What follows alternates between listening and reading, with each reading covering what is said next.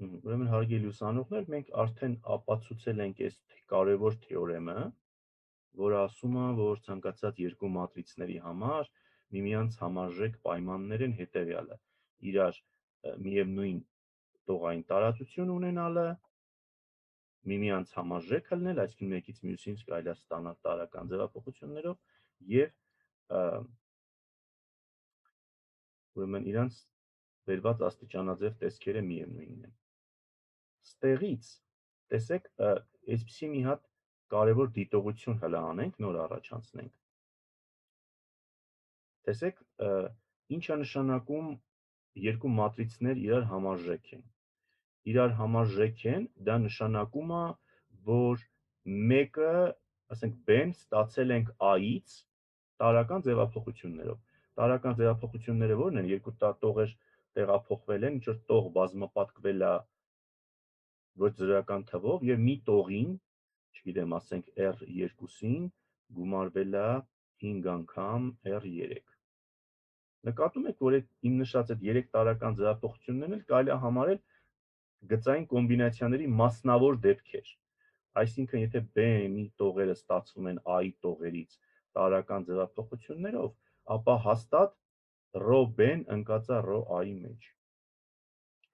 Իսկ ավելի ընդհանուր տեսքով, ընդհանուր դեպքում գծային կոմբինացիան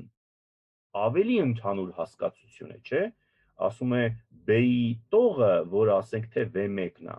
ոչ թե պարզապես ստացվում է A-ի տողերը տեղափոխելով, մի հատ թվով բազմապատկելով եւ այլ կամ sense հասարակ գործողություն անելով, այլ ավելի մեծ ձեռքերի արագություն ունենք։ Այսինքն կարող է V1-ը ստացվի 7 ու 1 գումարած 4 ու 2 գումարած 2 ու 3-ը հավասար է V1։ Ավելի բարդ օբյեկտով, ավելի բարդ պրոցեդուրա է ստացվի։ Այն թեորեմը ասում որ դա հեչել ավելի բարդ պրոցեդուրա չէ։ B-ի տողերը եթե ստացվեն A-ի տողերի հետ հասարակ էլեմենտար ձևափոխություններով կամ գծային կոմբինացիաներով, վերջում էլի նույն բանն է ստացվելու, նույն ρ A-ն է ստացվելու։ Եվ այսպիսի մի դիտողությամբ էլ եզրափակենք, դուք հիշում եք, չէ, որ ուրեմն ինչ էր, եթե M-ը N-ի վրա բոլոր մատրիցները վերցնեինք F դաշտի վրա, մենք արդեն ասել ենք, որ նրա մեջ այս սրանց բազմության վրա իրար համարժեք լինելը սովորական համարժեքության հարաբերություն են դիսկրետ մաթի իմաստով։ Երկու մատրիցներ համարժեք են, եթե մեկից մյուսը կարելի է ստանալ տարրական ձևափոխություններով։ Դե որտեղ կար համարժեքության հարաբերություն, այնտեղ կար ինչ, այս sense-ով նշանակում էիք ինչը, համարժեքության դասը, այն բոլոր տարրերը, որ իրան համարժեք են։ Դե ստեղ հատուկ նշանակում եկեք մտցնենք A մատրիցի համար իր համարժեքության դասը, որը այսենց եք նշանակել RA,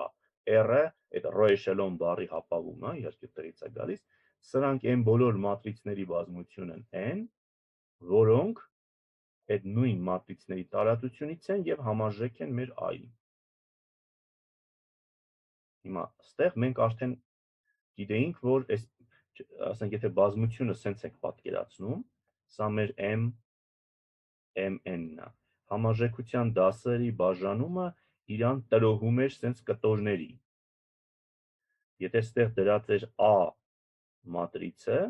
իրա դասը, որը սենց է նշանակում RA-ով ենք պայմանավորել նշանակել, սրա մեջ լցված են այն բոլոր մատրիցները, որ համարժեք են A-ին։ Մենք արդեն գիտենք, որ այս յուրաքանչյուր դասում քանի հատիկ մատրից կա, որը որ բերված աստիճանաձև տեսքի է։ Այս մի ամբողջ դասում։ Ապրեք, ընդամենը ճիշտ է։ Ընդամենը մեկ հատիկ մատրից կա, որը RRF A-ն է։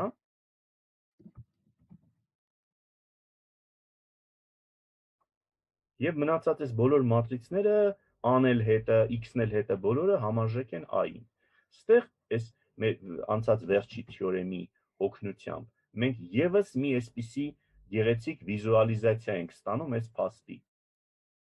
Այս բոլոր մատրիցները նրանք են, ովքեր որ ունեն միևնույն տողային տարածությունը։ Սա կարելի է այսպես պատկերացնել, տեսեք, ենթադրենք մեր տարածությունն է R3-ը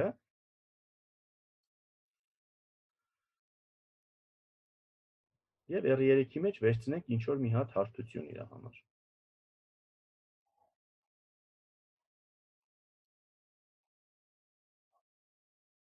P հարթություն նշանակենք։ Այս P հարթության մեջ վերցնենք երկու հատ վեկտոր։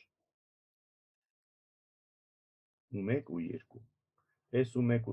ոչ կոլինար վեկտորներ։ U1 ու 2-ը եթե տողերով շարենք, կստացվի ինչ որ մի հատ մատրից, իսկ այս մատրիցի տողային տարածությունը ρ-ան հենց ինչը կլինի, դուք ասեք,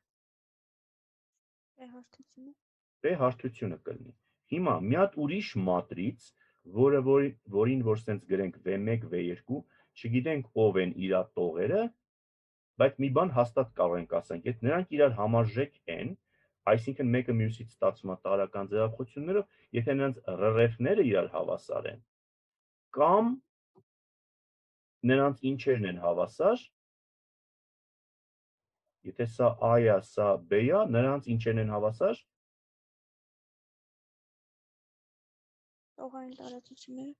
տողային տարածությունները, այսինքն այս բոլոր մատրիցները մեկը մյուսից ստացվում են այն եւ միայն այն դեպքում, եթե նրանց տողային տարածությունը այս նույն P հարթությունն է։ Այսինքն, եթե ասենք B-ն իր V1, V2 վեկտորները վերցնենք, այդ V1, V2-ն էլ ինչ են, այս նույն հարթության մեջ բնակվող եւս երկու վեկտորներ, այսինքն վիզուալ պատկերներ են ստացվում, որը թույլ են տալիս մեր մատրիցների համարժեքությունը ավելի լավ հասկանալ։ Այստեղ օրինակներ կան, այսա օպցիոնալ օրինակ է, կուզեք կնայեք, կուզեք չէ, մի քիչ բարդ չէ, պարզապես հետագայում առանձնապես չի օգտագործվելու, բայց հետաքրքիր օրինակ է, եթե ցանկանում եք նայեք։